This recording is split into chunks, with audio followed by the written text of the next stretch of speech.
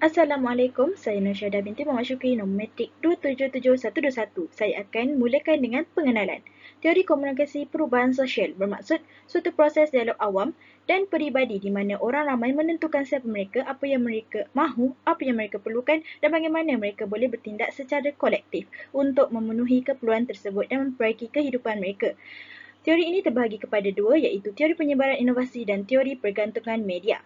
Kumpulan kami telah memfokuskan kepada teori penyebaran inovasi.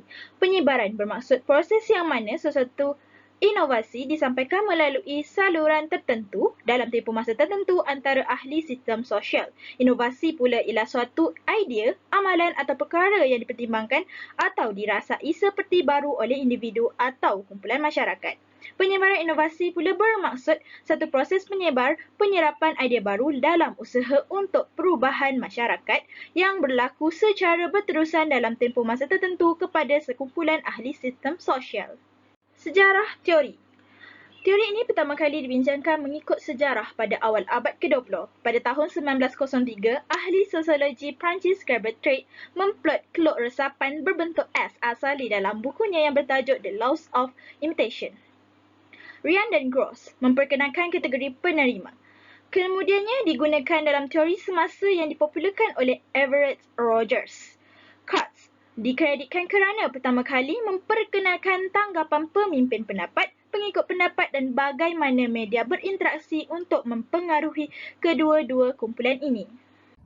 Assalamualaikum, nama saya Nur Atika binti Roslan, bernombor matrik 285-340. Saya akan menyambung pembentahan seterusnya, iaitu perkembangan teori penyebaran inovasi. Teori ini dikaitkan dengan perkembangan komuniti. Perkembangan komuniti merupakan permulaan kepada perubahan sosial. Perubahan sosial terbagi kepada tiga, iaitu penemuan, penyebaran dan akibat. Teori ini telah berkembang jauh lebih baik, bukan sahaja dalam perubahan sosial, malah pelbagai aspek lain dan telah mewujudkan fenomena baru seperti fenomena kontemporari. Pelbagai perspektif diambil kira dalam proses penyebaran inovasi seperti ekonomi, pasaran dan infrastruktur. Hasil daripada penyebaran inovasi yang menggunakan teknologi kini jelas sekali menunjukkan masyarakat dapat menerima inovasi yang dilakukan. Inovasi yang digunakan adalah lebih produktif dan relevan pada masa ini.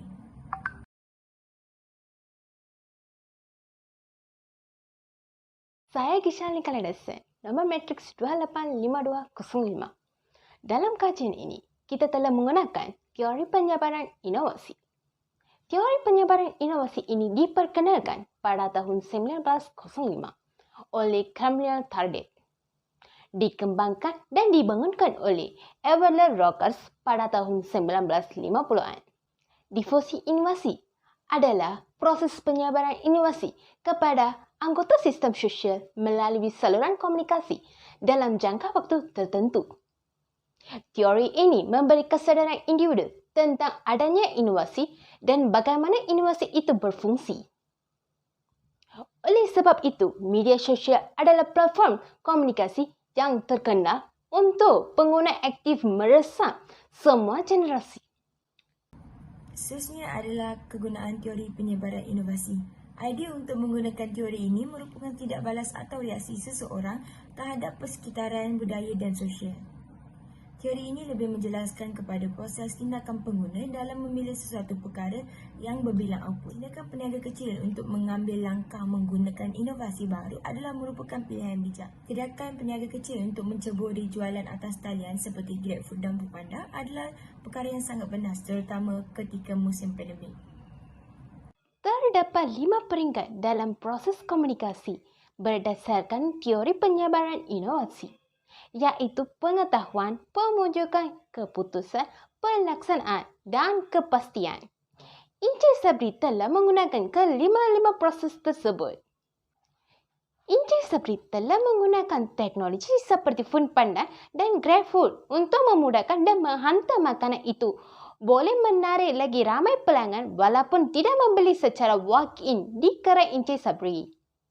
Penggunaan inovasi baru ini memudahkan urusan perniagaan dan menaik hasil jualan Encik Sabri pada waktu COVID ini. Fungsi teori ini berkait rapat dengan penggunaan teknologi baru untuk memudahkan perniagaan.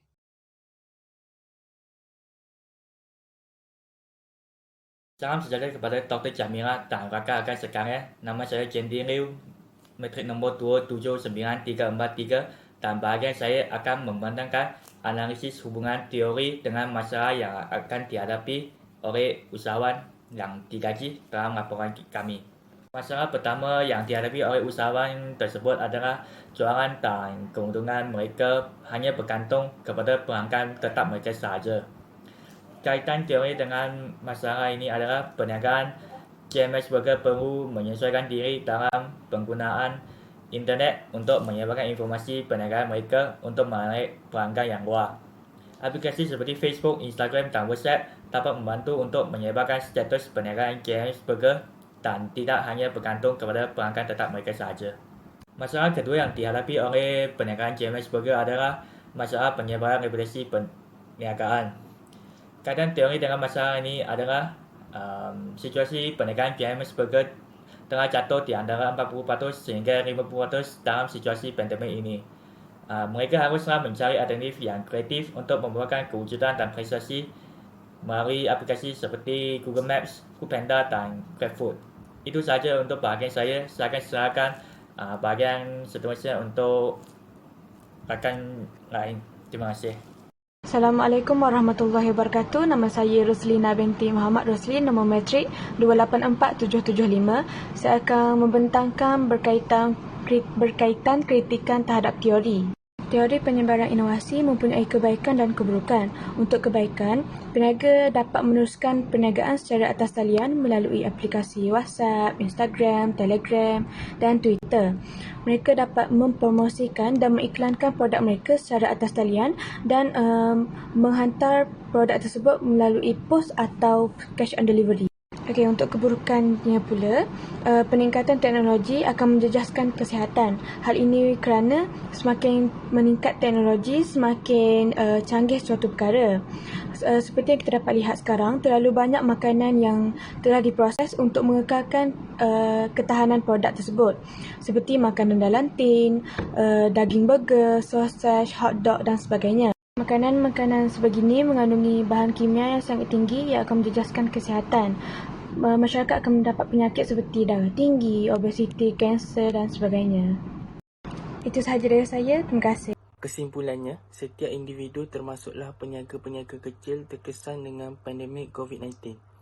Teori penyebaran inovasi ini sangat berkait rapat dengan peniaga-peniaga kecil.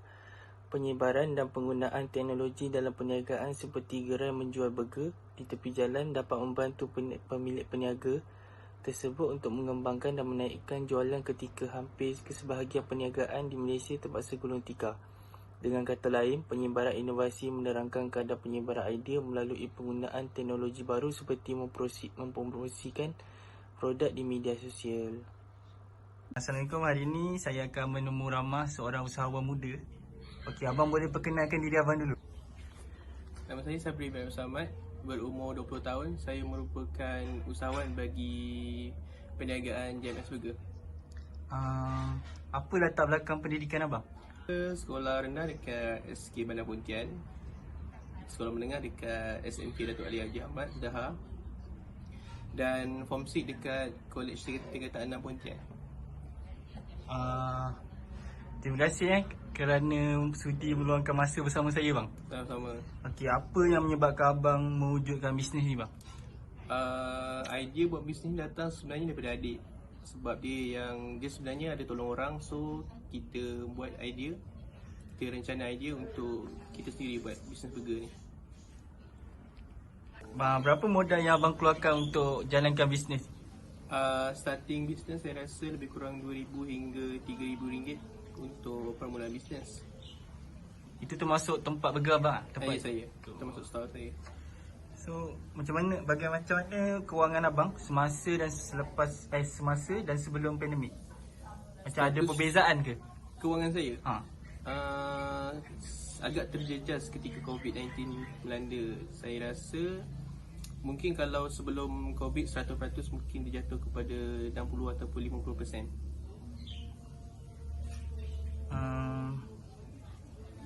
Abang ada berapa pekerja dan bagaimana abang menguruskan pekerja abang? Setakat ni saya baru ada 2 pekerja. tak ada masalah sebab mereka pun senang untuk bekerjasama dan boleh terima baik dan buruk saya lah. Macam apa reaksi pekerja abang kalau macam contoh semasa pandemik tu gaji tu kurang? Okey, diorang tak ada masalah sebab diorang pun faham situasi sekarang. Kita punya sale pun agak turun ketika COVID. So saya rasa gaji yang saya bagi tu setimpal lah dengan keadaan sekarang.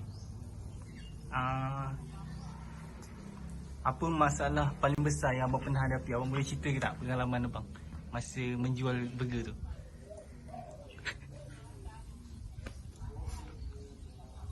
Banyak masalah gedik.